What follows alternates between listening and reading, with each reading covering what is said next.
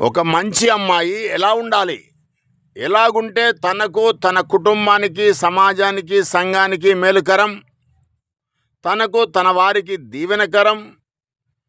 ఒక బిడ్డకు జన్మనిచ్చిన తల్లి, తండ్రి ఏదైనా మంచి పేరు పెడతారు. ఆ అమ్మాయి పేరుకు తగ్గట్టుగా జీవిస్తుంది అని.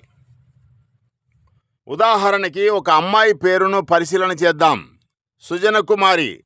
సుజన అంటే మంచి ప్రవర్తన కలిగి ఉండేది, గుణవంతురాలగు కన్య.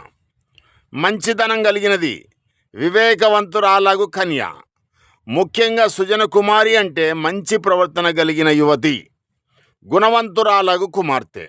ఈ పేరుకు తగ్గట్టుగా జీవిస్తే ఆమెకు దీవెనకరం, సమాజానికి, సంఘానికి, తన కుటుంబానికి మేలుకరం కదా. వివరాల్లోనికి వెళ్తే, ఒక మంచి అమ్మాయికి బాహ్య సౌందర్యం, బాహ్య శరీరము ముఖ్యం కానే కాదు, కానీ ఉత్తమమైన గుణం కలిగి, ఆత్మవిశ్వాసం కలిగి ఉండాలి. మంచితనంగా ఏ పని చేసినా ఆత్మవిశ్వాసంతో, శక్తిలోపం లేకుండా చేయాలి, శక్తి కలిగి చేయాలి. వివేకవంతురాలిగా ఉండాలి, జ్ఞానవంతురాలిగా ఉండాలి. అందరితో ప్రేమగా, మర్యాదగా ప్రవర్తించాలి. పరిస్థితులను బట్టి విజ్ఞతతో వ్యవహరించాలి. తల్లిదండ్రులకు విధేయత కలిగి ఉండాలి. దేవుని యందు భయభక్తులు కలిగి ఉండాలి. మరియు సృజనాత్మకత కలిగి ఉండాలి.